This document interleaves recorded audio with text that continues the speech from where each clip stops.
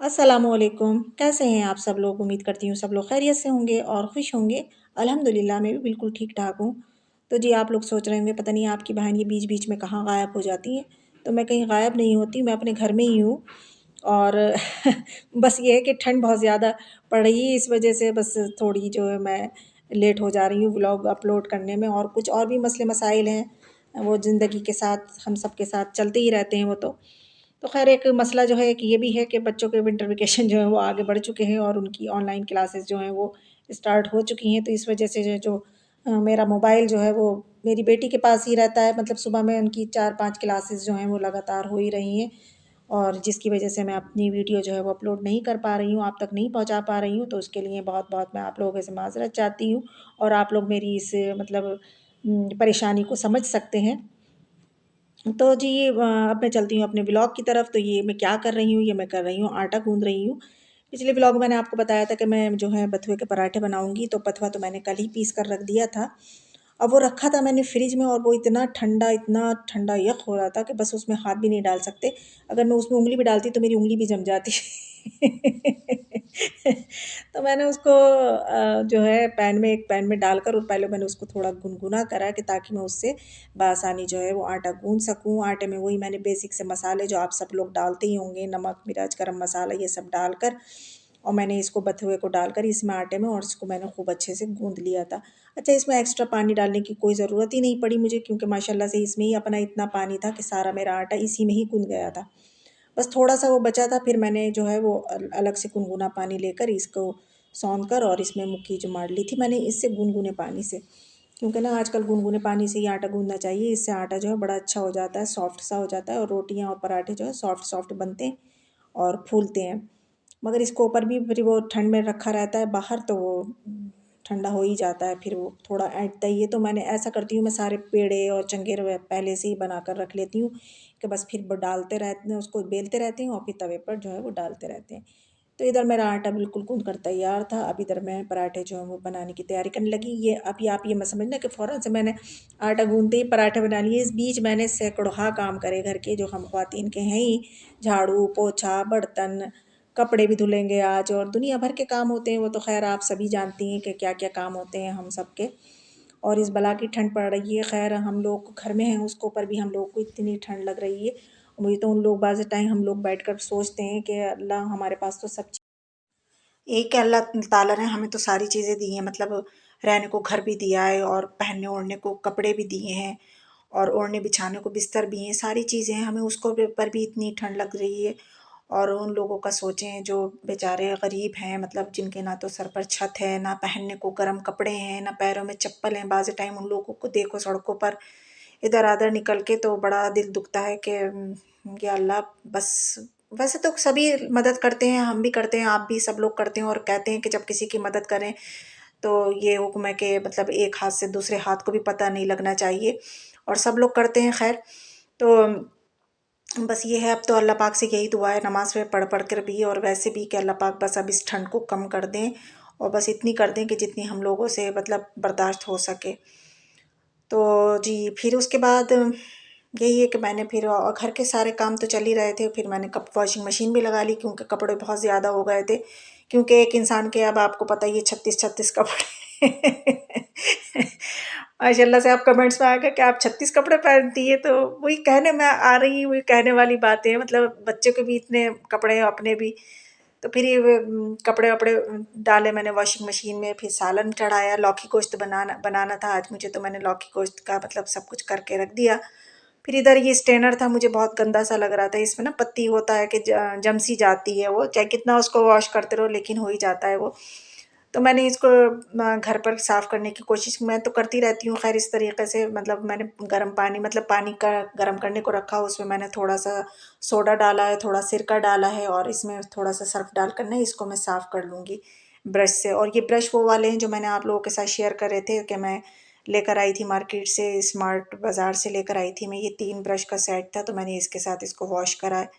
तो ख़ैर ये साफ़ हो गया था, हमारे स्ट्रेनर जो था ये साफ़ हो गया था।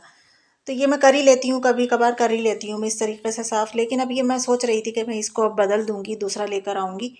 तो मगर वही है कि ठंड की वजह से मार्केट बिल्कुल जाना नहीं हो रहा है कि मैं फ्राइडे को, नहीं तो मैं चली जाया करती थी हस्बैंड के साथ, थोड़ी बहुत ग्रोसरी जो होती थी घर की थोड़ी बहुत जो ख़त्म होती थी वीकली मैं ले आया करती थी, या कुछ घर का जो भी सामान होता था वो ले आती थी। मगर अब ठंड की वजह से बिल्कुल जाना ही नहीं हो रहा है, तो हस्बैंड के साथ फ्राइडे में निकलना ही नहीं हो रहा है क्योंकि ठंड ही इतनी होती है। तो फिर वही है कि हम जाते हैं तो फिर बच्चे भी साथ में जाते हैं। तो अब बस ये है कि जिस दिन धूप निकलेगी, हस्बैंड कह रहे थे कि फ्राइडे को चलेंगे, तो बस मेरी अल्लाह से यही दुआ है कि अल्लाह पाक बस अब धूप निकाल दे तेज़ की खूब। तो ना दिन में अगर धूप तेज़ की निकलती है तो रात में ज़रा इतनी ठंड नहीं होती है। तो जाकर काफ़ी सारी हमें मतलब घर की ग्रोसरी भी करना है और ये छन्ना वगैरह है, ये भी कुछ चीज़ें हैं लेकर आना है, तो ये लेकर आऊँगी। तो मगर ठंड जो है वो कम होने में नहीं आ रही है। और आप लोग बताएं आप लोगों की तरफ कैसी पड़ रही है? वैसे जहाँ तक मुझे मतलब है पता है, जैसे न्यूज़ पर हम देखते हैं तो सभी तरफ ऐसी ठंड पड़ रही है। कहीं पर अगर धूप निकली हुई देखते हैं तो बड़ी खुशी होती है। तो ये होता है कि अल्लाह पाक हमारी तरफ भी धूप निकल आया। आजकल तो बस धूप ही सब कुछ है। धूप निकल आए तो बस समझो कि सब कुछ हो गया। तो यहाँ पर ये आप लोग देख ही रहे हैं कि पानी कितना काला हो चुका है, गंदा, मतलब ये पत्ती जम सी जाती है। ये आप लोग भी देखते होंगे, आप लोगों के स्टेनर भी ऐसे हो जाते होंगे। तो अगर आप लोगों को मेरी ये मतलब रेमेडी पसंद आई है तो ये कर देखना आप, ऐसे अपना स्टेनर को साफ़ करके देखना, तो आपका छन्ना भी जो है वो बिल्कुल साफ़ हो जाएगा। कुछ हद तक, मतलब काफ़ी हद तक साफ़ हो चुका है ये, कुछ हद तक नहीं, काफ़ी हद तक। और फिर मैं वही आपसे कहूँगी वही कि मेरी वीडियो को लाइक ज़रूर करा करें, और लाइक करके कमेंट्स ज़रूर करा करें कि आप लोगों को मेरी वीडियो कैसी लगी। और जो नए देखने वाले हैं वो प्लीज़ मेरे चैनल को सब्सक्राइब भी कर लिया करें। और बस, और फिर आगे का ये काम था कि मैंने आज जो था ना, ये वो जो मैं लकड़ी की डोई लेकर आई थी मार्केट से, मैंने अभी तक इसको यूज़ ही नहीं करा था, ये वैसी की वैसी ही रखी थी। तो मैंने कहा चले आज मैं लौकी को जो है ना वो इससे घोटती हूँ लौकी को। और लौकी आज इतने मज़े की लाए थे हस्बैंड, बहुत ही मज़े की थी कि वो मतलब मैंने इसको बस से डोई से घोटा है और ये बिल्कुल ऐसी घुट गई थी। मुझे घुटी हुई अच्छी लगती है क्योंकि हमने बचपन से वही खाई है, घुटी हुई, मतलब गाढ़ा गाढ़ा से एक शोरबा सा जो बन जाता है वो वाली मतलब लौकी अच्छी लगती है। कुछ लोग मतलब उसको जो होती नहीं पीस वाली खाते हैं जिसमें पीस साबुत दिखें, हमें वो वाली पसंद नहीं है, हमें ये वाली पसंद है। तो बिल्कुल ही इससे मैंने इससे खोटा ना इसको, तो बिल्कुल ये ऐसी हो गई थी गाढ़ा सा शोरबा सा।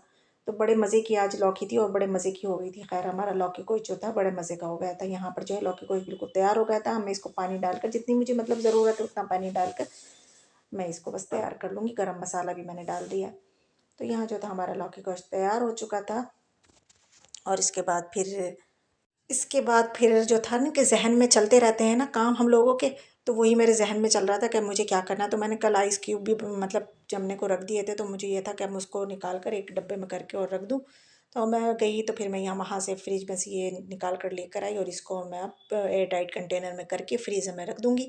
अब जैसे जैसे मुझे ज़रूरत होगी मैं निकालती रहूँगी और इसको मतलब सालन में डालती रहूँगी। तो ये भी एक काम था। अब इसके ये भी काम कर लिया, अब इसके बाद फिर चल रहा था ज़हन में कि अब मुझे इसके आगे क्या करना है। और बर्तन भी होते जा रहे थे साथ साथ धोने के लिए, तो वो खैर वो भी वॉश हो रहे थे बराबर ही, क्योंकि जब ना काम में हाथ डला होता है तो ये होता है कि चले करते ही रहें काम। और फिर बैठ गए लिहाफ में या प्लैंक में जाकर तो फिर उठना मुश्किल, नामुमकिन हो जाता है, फिर दिल नहीं चाहता है। जिस वजह से मैं काम में लगी ही रहती हूँ, बस कहती हूँ मैं काम करती रहूँ बराबर।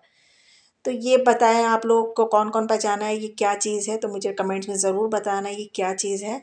और मुझे बताना कि किस किस को पसंद है ये। और क्योंकि रजब का चाँद दिख चुका है तो ये रजब के चाँद में बेकरी में बहुत ज़्यादा बनती हैं, तो ये मुझे बहुत पसंद है। तो ये मैंने हस्बैंड से कहकर ख़ास तौर से मंगाई थी अपने लिए।